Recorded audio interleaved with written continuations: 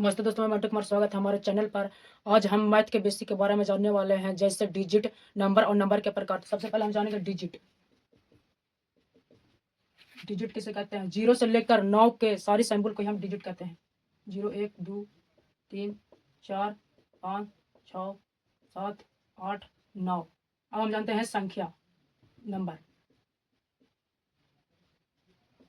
Digit से मिलकर बना होता है नंबर। जैसे हम ले ले 1 और 2, तो 1 डिजिट और 2 डिजिट से मिलकर बना है नंबर। और मैं एग्जांपल ले लेता हूँ 3 और 4, तो 3 डिजिट और 4 से मिलकर बना है हमारा नंबर। तो मैं आशा करता हूँ आपको नंबर भी समझ में आ गया होगा। तो अब हम नंबर के प्रकार जानते हैं। स्टार्ट। पहला है प्रकृत संख्या, जिसे हम इंग्लिश में नेचुरल नंबर बोलते हैं। नेचुरल नंबर, नंबर किसे कहते हैं? जो 1 से शुरू हो उसे हम नेचुरल नंबर कहते हैं। एक जैसे 1, 2, 3, 4, 5 dot dot dot dot dot. दूसरा हम जानेंगे, आशा करता हूँ कि आपको नेचुरल नंबर भी समझ में आ गया होगा। दूसरा है पूर्णांक संख्या, जिसे कोई हम इंग्लिश में बोलते हैं whole number. Whole number, whole number किसे कहते हैं? वैसी संख्या जो 0 से स्टार्ट हो, जैसे 0, 1, 2, 3, 4, 5 dot dot dot dot dot. अब हम जानते हैं सम संख्या। सम संख्या को हम इंग्लिश में बोलते हैं इवन नंबर। तीसरा है even number. Even number, even number किसे कहते हैं? वैसी संख्या जो 2 से विभाज्य हो, जैसे 2, 4, 6, 8, 10 डॉट डॉट डॉट डॉट। चौथा जानते हैं विषम संख्या। विषम संख्या को हम इंग्लिश में ओड नंबर कहते हैं। ओड नंबर, ओड नंबर किसे कहते हैं? वैसी संख्या जो 2 से ना कटे, जैसे 1, 3, 5, 7, 11 डॉट डॉट डॉट डॉट, ये सब। अब हम जानते हैं यहाँ से भाज्य और अभाज्य। भाज्य को हम इंग्लिश में कहते हैं कंपोजिट। पांचवा है भाज्य। भाज्य, भाज्य को हम यौगिक भी बोलते हैं। यौगिक, इसे हम इंग्लिश में कंपोजिट बोलते हैं। COMPOSIT, composite. भाज्य संख्या क्या है? वैसी संख्या जो एक और स्वयं के अलावा अन्य संख्या से भी कटता हो। जैसे हम ले लें यहाँ पड़ा 4, 8, 10, 12, 9, 15, ये सब डॉट डॉट डॉट डॉट। अब हम जानेंगे अभाज्य संख्या, जिसको इंग्लिश में हम प्राइम नंबर बोलते हैं। छठा है अभाज्य संख्या।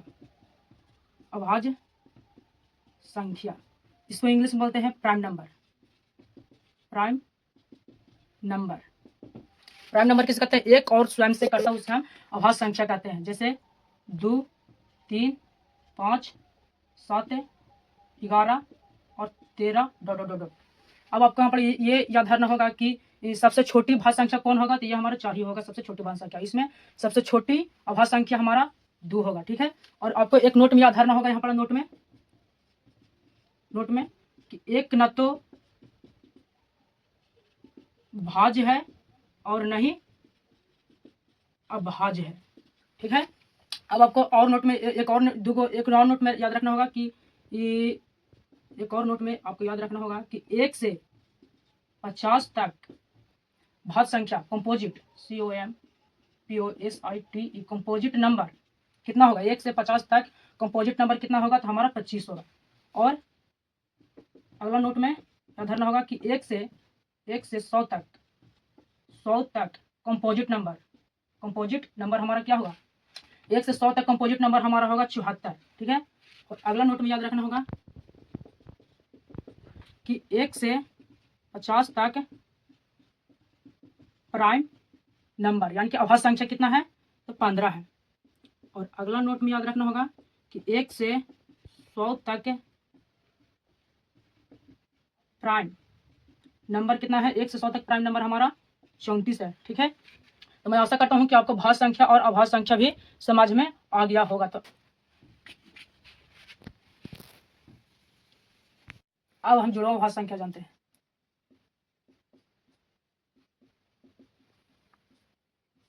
वैसी संख्या जिसका अंतर केवल 2 हो, जैसे 3 और 5। 3 और 5 दोनों तरह संख्या हमारा अभाज्य संख्या होना चाहिए। इसमें अंतर कितना है? 2 है। अगला एग्जांपल ले लेता हूँ 5 और 7। ये भी दोनों क्या है? अभाज्य संख्या है, लेकिन अंतर भी 2 है। उसी को हम जुड़ाव अभाज्य संख्या कहते हैं। मैं आशा करता हूँ आपको जुड़ाव अभाज्य संख्या भी समझ में आ गया होगा। अब हम जानते हैं सअभाज्य संख्या। सअभाज्य संख्या, इसको इंग्लिश में कहते हैं कोप्राइम।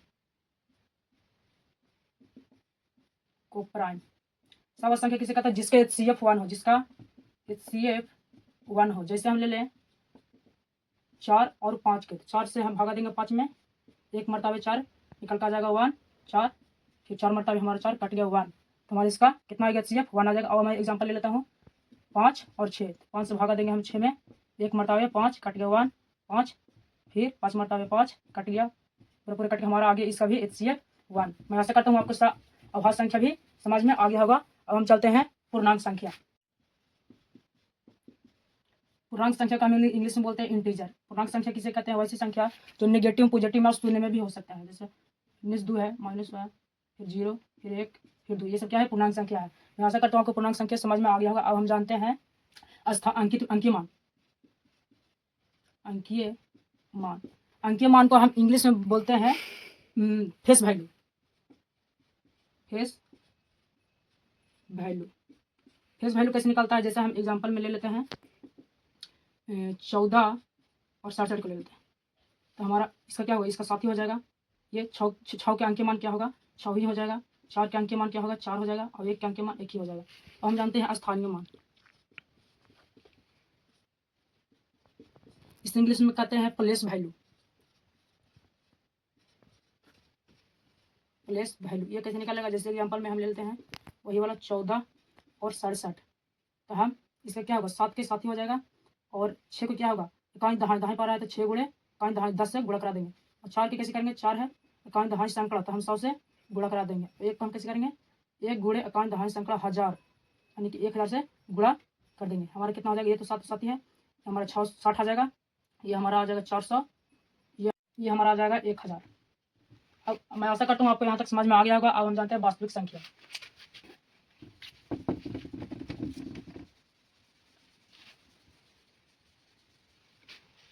वास्तविक संख्या,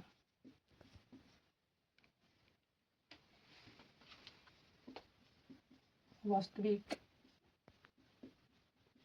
संख्या, वास्तविक संख्या किसे कहते हैं? इसको इंग्लिश में हम रियल नंबर कहते हैं। वास्तविक संख्या किसे कहते हैं? जो परिमेय संख्या अपरिमेय संख्या को मिलने से बनता है, उसे हम वास्तविक संख्या कहते हैं। परिमेय संख्या और अपरिमेय संख्या को मिलने से बनता है हमारा वास्तविक संख्या। सबसे पहले हम जानते हैं परिमेय संख्या।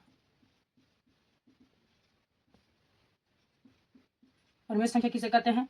जो P/Q के रूप में हो, जहां Q डज नॉट 0 नहीं होना चाहिए, मतलब Q की जगह पर 0 नहीं होना चाहिए। जैसे हम ले लें यहाँ पर एग्जाम्पल में 1/2 परिमेय संख्या है, लेकिन अगर यहाँ पर 1/0 रहता तो यह परिमेय संख्या नहीं है। फर्स्ट में ये वाला याद रखना है। दूसरा, अगर रूट में होगा तो रूट में कोई संख्या है जैसे 17, तो ये परिमेय संख्या नहीं है। अगर रूट में होगा 16 तो इसका वर्गमूल 4 यानी कि परिमेय संख्या होगा। और तीसरा याद रखना है तीसरा याद रखना है रिपीटिंग। जो बार बार दोहरा है, जैसे हम ले लें 0.333 बेर में दोहरा रहा है संख्या, तो हमारा परिमेय संख्या होगा। और ले लेता हूँ 0.6666, तो बेर में दोहरा रहा है, यह हमारा परिमेय संख्या। अब इसमें चौथा पॉइंट याद रखना है टर्मिनेटिंग। टर्मिनेटिंग का मतलब होता है शांत।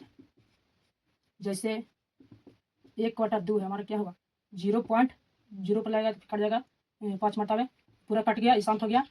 और मैं एग्जांपल ले लेता हूँ 1/5, 0.2, ये भी हमारा शांत हो गया। मैं ऐसा करता हूँ आपको परिमेय संख्या समझ में आ गया होगा। अब हम जानते हैं परिमेय संख्या। अपरिमेय संख्या किसे कहते हैं? जो P/Q के रूप में ना हो, और ये रूट में भी हो सकता है, जैसे √17, √15, ये सब ऐसे हो सकता है। ठीक है, फर्स्ट बात। सेकंड बात, नॉन टर्मिनेटिंग होगा। ये नॉन टर्मिनेटिंग, जैसे √2 का तो 1.441 होगा। जैसे पाई के दशमलव में क्या होगा? 3.14, ऐसा ही होगा। और तीसरा याद रखना है नॉन रिपीटिंग। नॉन रिपीटिंग में जो बेर ना दोहरा, इसमें बेर दोहराता है, इसमें बेर नहीं दोहरा। जैसे 0.343252, इस तरीके से। मैं आशा करता हूँ आपको परिमेय संख्या भी अपरिमेय संख्या भी समझ में आ गया होगा। तो अब हम चलते हैं इस सब की क्वेश्चन की ओर। जाने से पहले हम यहाँ पर एक बात और आपको बताना चाहता हूँ। अपवर्तक और अपवर्तक में जैसे ले लो एग्जाम्पल में 12, तो 12 किसे कौन सी संख्या से कटेगा? 1 से 2 से, 3 से, 4 से, 6 से और 12 से, यही हमारा अपवर्तक हो जाएगा। और अपवर्त में जैसे ले लो 4, तो इसका क्या होगा 4, 8, 12, 16, 20 डॉट डॉट डॉट, इस तरीके से। मैं आशा करता हूँ आपको अपवर्त अपवर्तक भी सब सारी चीज़ें आपको समझ में आ गया होगा। तो अब हम चलते हैं इस सबकी क्वेश्चन की ओर।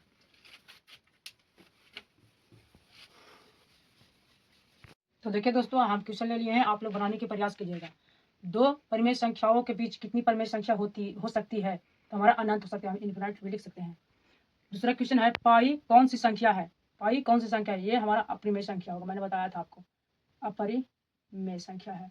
22/7 कौन सी संख्या है? 22/7 मैंने बताया था, 22/7 है परिमेय संख्या और पाई है वो अपरिमेय संख्या होगा। तो मेरा 22/7 परिमेय संख्या होगा, परिमेय संख्या।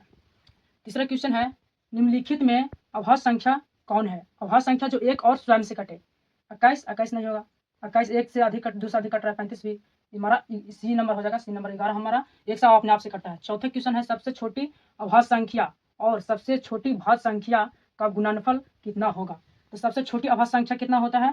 2, यहाँ पर मैं ले लेता हूँ 2 और गुणे सबसे छोटी भाज्य संख्या 4, तो दोनों का गुणनफल पूछ रहा है, तो हमारे कितना हो जाएगा 4 दूनी 8। और यहाँ पर हमको एचसीएफ पूछ रहा है, एचसीएफ कितना होगा? हम 2 से 4 में भागा दे देंगे, 2 मरतबे 4 काट के हमारा 2 ही हमारा एचसीएफ ही आ गया। अब हम जानते हैं अगला क्वेश्चन है, 8 के पावर 0 गुणे 2 के पावर 0, इसका क्या होगा? तो मैं यहाँ पे आपको बताना चाहता हूँ कि किसी भी संख्या के पावर 0 होगा तो हमारा 1 ही होगा। जैसे 10 का भी होगा पावर 0 तो हमारा 1 ही होगा। तो 8 का पावर 0 है यानी कि 1 गुणे और 2 का पावर 0 यानी कि 1, तो 1 1 में गुणा करा देंगे हमारा 1, हमारा इसका आंसर 1 आ जाएगा। अगला क्वेश्चन है, सअभाज्य संख्या का एचसीएफ होता है। सअभाज्य संख्या के एचसीएफ क्या होगा? 1 होगा, मैंने आपको बताया था। अगला क्वेश्चन है, संख्या इतना संख्या है, कौन सी संख्या है या कौन सी संख्या है? मैंने यहाँ पर बताया था परिमेय संख्या में कि जो बेर बेर रिपीट करता है, जैसे 2 पॉइंट अगर 3 3 3 3 3 ऐसे रहता है, ये परिमेय संख्या होता है। इसमें रिपीट नहीं कर रहा है, ये कौन सी संख्या है?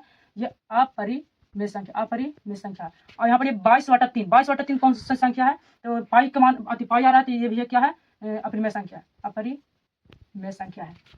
अगला क्वेश्चन है, परिमेय संख्या कौन है? ए में दिया है √7, और जो परिमेय संख्या किसे कहता है? जो रूट से निकल जाए, 7 नहीं निकलेगा, ये √2/√7 भी नहीं निकलेगा, सी निकल जाएगा, √25 में √49 निकल जाएगा, हमारा कितना जाएगा इसका? 5/7 हमारा निकल गया ना, तो हमारा इसका 5/7 होगा परिमेय संख्या। अगला क्वेश्चन है, क्या सभी प्राकृतिक संख्या पूर्ण संख्या हो सकती है? तो यस, ये हो सकती है। कैसे हो सकती है? जैसे हम प्राकृतिक संख्या ले लेते हैं, क्या प्राकृतिक संख्या 1 2 3 4 और 5, यहीं तक ले लेते हैं डॉट डॉट, और पूर्ण संख्या ले लेते हैं 0 1 2 3 4 5, तो सब तो मिल रहा है, यानी कि ये प्राकृतिक संख्या है जो पूर्ण संख्या हो सकती है। और अगला क्वेश्चन है, क्या सभी पूर्ण संख्या प्राकृतिक संख्या होती है? ये नहीं होती है। कैसे नहीं होगा? जैसे यहाँ पर ये देखिए, इसमें प्राकृतिक संख्या पूर्ण संख्या बोला, पूर्ण संख्या हमारा ये है और प्राकृतिक संख्या ये है, तो पूर्ण संख्या प्राकृतिक संख्या हो सकती है? नहीं, इसमें 0 नहीं है, 0 अलग है, सबसे अलग है प्राकृतिक संख्या से अलग। अगला क्वेश्चन है, क्या परिमेय संख्या प्राकृतिक संख्या और पूर्ण संख्या अपूर्णांक संख्या होती है? तो यह होती है, यस बाई यस। क्या परिमेय संख्या प्राकृतिक संख्या और पूर्ण संख्या अपूर्णांक संख्या हो सकती है? यह हो सकती है। ये माइनस में भी होगा और प्लस में भी, शून्य में भी और प्लस में। परिमेय संख्या माइनस में भी, शून्य में भी और प्लस में हो सकता है, प्राकृतिक संख्या भी और पूर्णांक संख्या पूर्ण संख्या भी हो सकता है। तो मैं आशा करता हूँ आपको सारी चीज़ समझ में आ गया होगा। तो अगर वीडियो पसंद आया होगा तो वीडियो को लाइक, सब्सक्राइब और बेल आइकन दबाइएगा। ये बेसिक मैथ का बेसिक था, ये पार्ट 1 था। मिलेंगे पार्ट 2 के साथ, तब तक के लिए जय हिंद जय भारत।